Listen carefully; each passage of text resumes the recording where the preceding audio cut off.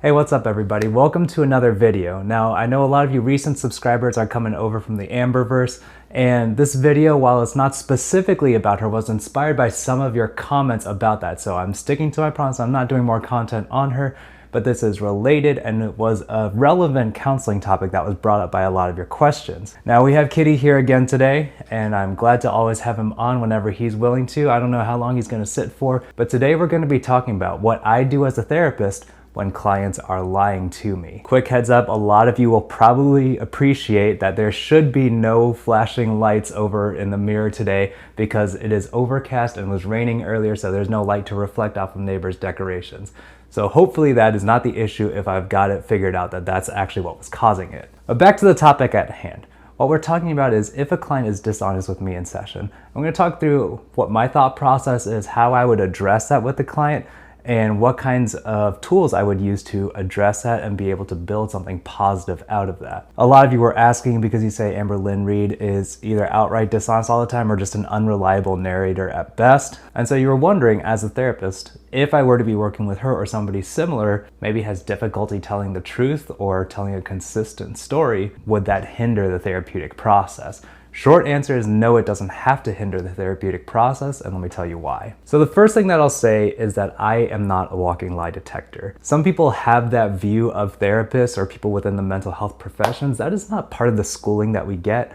I assume if I were training for the FBI or the CIA, then I would get more of that training about detecting dishonesty. But what we are taught to do is to listen, and sometimes when you're listening through both the content that somebody is saying, the tone that they're saying it in, as well as paying attention to their nonverbals, you might pick up on some discrepancies that you can highlight and be able to point out spaces where somebody might be dishonest or not entirely forthcoming. That being said, I don't put a lot of stock in my own ability to just read that somebody's being dishonest, and so there's a little more exploration that goes on with that. If I've figured out for certain though, whether the client has told me or that there's a clear discrepancy between what they've said in the past and what they're saying currently, then that is something that I do need to address in session. And these are some of the ways that I would do that. The first is I would sort through whether this was an unintentional kind of omission or mistake, or whether it was an intentional point of dishonesty. And I would address those different ways. Let's talk about unintentional dishonesty first. So one of the first ways that I would consider someone being maybe unintentionally dishonest or misleading in the way that they're talking about their situation is, do they have the awareness? Do they have the emotional vocabulary to be able to accurately describe what they're talking about? If I'm working with a younger child, for example, they might not have all the language to accurately describe what they're talking about, or they might assume that some things are normative because that's the experience that they know, versus what might actually be problematic or out of the ordinary, but they just don't know because they have limited experience to be able to say that that's actually not normal or things should not be that way. So in that case, I have to be very careful to make sure that I'm asking helpful, specific questions. Instead of asking just general questions like, do you ever feel anxious? I might ask more specifically, what happens in these situations? What does your body feel like? What happens to X, Y, or Z, whether it's your heart rate, your breathing, or your thoughts? And the tricky part is I have to balance asking these specific questions without trying to lead them in a certain direction. I might have some certain impressions, but I can't let those assumptions of what I think is going on or what their parent has told me is going on lead into questions where I'm making them say a certain thing or making them say that they have symptoms where they might not. So that's a tricky line to balance. I'm not perfect at it, and I'm still working out how I do that well with younger clients. But that can be a situation where someone is unintentionally maybe not giving me a full picture of what is going on, either symptom-wise or situation-wise. Another kind of unintentional dishonesty or misleading that I experience with clients is when they have a distorted perspective. And this will happen a lot with people who are anxious, for example, or people who are dealing with trauma. A lot of times anxiety and trauma come with a lot of distorted beliefs about how other people see you, how other people are perceiving you, what they think about you, what they say about you, how they are acting towards you, what their intent is towards you. And so I have a lot of clients who are sure that their friends think this about them, their friend is angry at them or upset with them or frustrated with them for this or that reason, and they are not being intentionally dishonest about that. They have a solid belief that that's going on, but it is distorted through the lens of whatever they might be struggling with, primarily anxiety in a lot of the cases that I see. Or I've had some clients in the past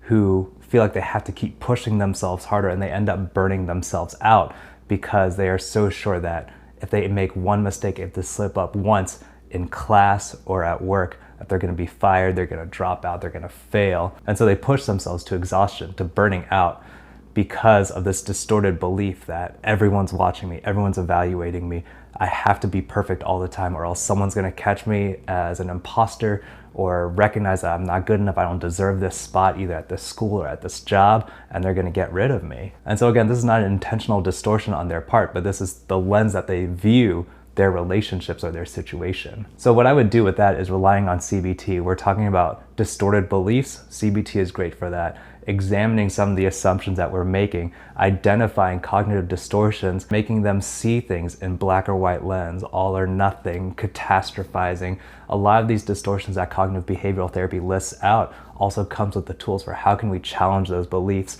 How can we reframe them to be more balanced, more accurate in their assessment of reality? Now, through all of this, I am trying to make sure that I validate throughout. I often laugh with my clients who especially are anxious or who deal with trauma, that when we actually spell out what the assumptions are, it actually sounds really dumb and really silly. I try to make that a joke because some of these beliefs are just so extreme. Everyone's looking at me, everyone's paying attention to me, everyone's evaluating me. A lot of clients have said like, I feel really silly saying this, but this is what I believe. And that's true. And I try to make it a gentle kind of laugh and joking with them to show the ridiculousness of that belief. But it doesn't sound ridiculous until we say it out loud and someone has to hear it. And that can be the power in having that validating listening so that someone can feel safe putting forward their anxious belief and being able to say, oh, yeah, that actually doesn't make sense. And so those are kind of the two categories that I generally think of when I think of maybe like an unintentionally unreliable narrator. They're not intending to mislead me, they're not trying to be dishonest, but there are certain factors in place that result in that, and there are ways that we can address that. So the more interesting and more fun approach is talking about intentional dishonesty. So there are definitely a couple of conditions where I would be more so on the lookout for somebody downplaying their symptoms or maybe not being entirely forthcoming with what's going on. First and foremost on that is any addictive disorder. Whether it's behavioral or substance addiction, that's definitely something I want to be on the lookout for because there can be a lot of shame, a lot of stigma, a lot of sense of personal failure or disappointment bundled up in that condition that makes it very unlikely for someone to want to be completely open about where they're honestly at, how much they actually used in the previous week, whether they're currently using or not. And so what I'll pick out a lot of times, and I generally use motivational interviewing for clients who are struggling with addiction, is highlighting discrepancies where they are saying one thing but their story doesn't quite add up in another area, or they're saying something currently but then it doesn't match up with something that they've said previously. Those are things to pick up on, as well as nonverbal cues like I talked about previously, that I can provide feedback on it. Hey, I noticed that you're not making as much eye contact as you were earlier. Or hey, your body posture looks a lot more closed and defensive now compared to when you first came in. And this is not to have some kind of gotcha moment or to call them out online necessarily, but just drawing attention to that, like, hey, I noticed something has shifted, what's going on? And then it's up to them to make a decision on how they decide to address that. And that's another skill that we can be building towards when it comes to the counseling processes. If I need to address a difficult conversation, what choices do I make with that? If someone's gonna notice that something's inconsistent about my story, what do I do with that? What do I do with the discomfort of potentially being caught out in a lie? And so a very common conversation that I have with clients, the ones who tell me that everything's great, weed has done wonders for them, and they're using it responsibly, and it's got no negative side effects. And that's true for some people, but a lot of my clients who are coming to me for counseling, and they're also using weed at the same time, very unlikely that there are no negative consequences to that. And so within the motivational interviewing model, what I'm doing is trying to highlight maybe some of the consequences that they are not realizing right away, maybe the cost to some of their relationships, maybe the cost financially, maybe the impact that's having on their functioning within school or at work. Things that they may play off and say, oh, it's actually not that big a deal. This is not a problem. I don't know why I'm here at all. Or whether it might be exacerbating their feelings of anxiety in the first place when they're noticing that I'm a lot more anxious when I'm not high, and they think that they're actually medicating their anxiety when it could be contributing to the cause of that. That might fall more into the unintentional kind of distortion category,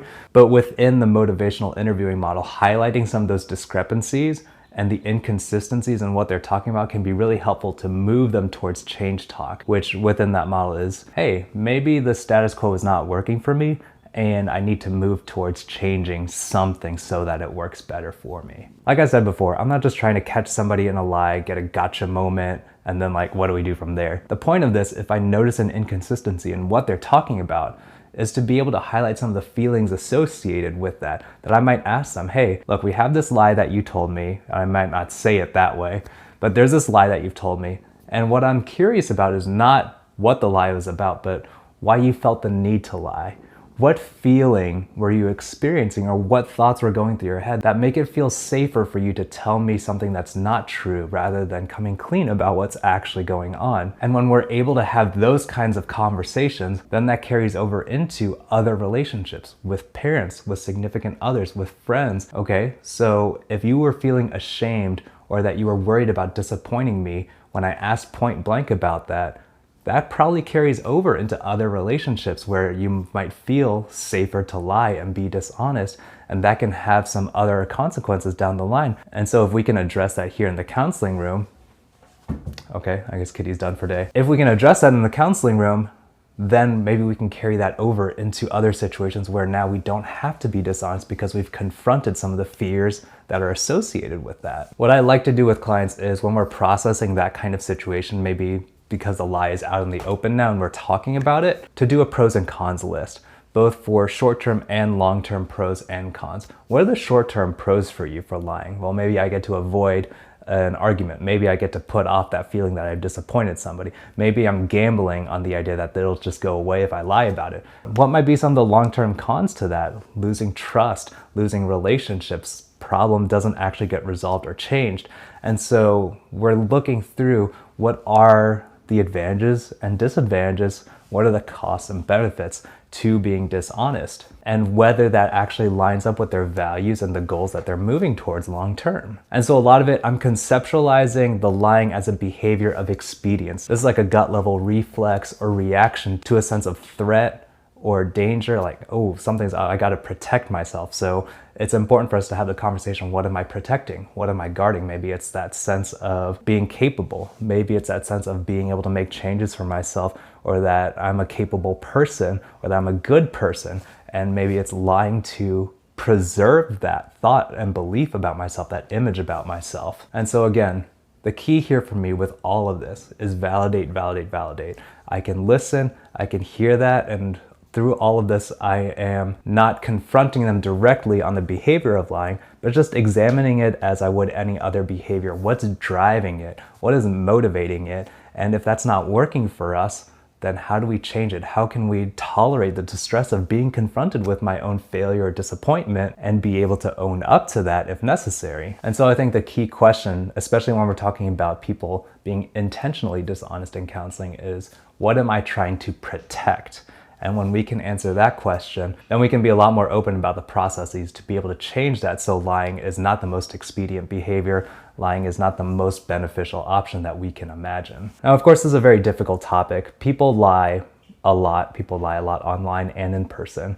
And so this is not supposed to be a guide for how you interact with people who are dishonest with you on a person-to-person relational basis. This is within the counseling room, how I treat clients who lie or are dishonest or not openly forthcoming about some of the situations that they're in or some of the behaviors that they've engaged in. The boundaries are different when it comes to person-to-person relationships rather than the client-counselor relationship. And so this is not a guide for how you go out and interact with people who are dishonest with you. You set your own boundaries for that, for what's appropriate and helpful for you, and you apply that as appropriate. But I thought it was a good topic as a launching off point just to talk about what it looks like for someone who is dishonest or not completely forthcoming in the counseling process, And I always tell my clients, you don't have to tell me everything. What you're willing to tell me is what we're gonna work with. And if that's gonna be enough progress for you at this time, then I'm good with that. You don't have to lie. You can just say that I'm not ready to go there yet, and I'm fine with that. And so other counselors might work a little differently, but I try to be more pragmatic about that, in that if someone's not ready to talk about something, they're not ready to talk about something.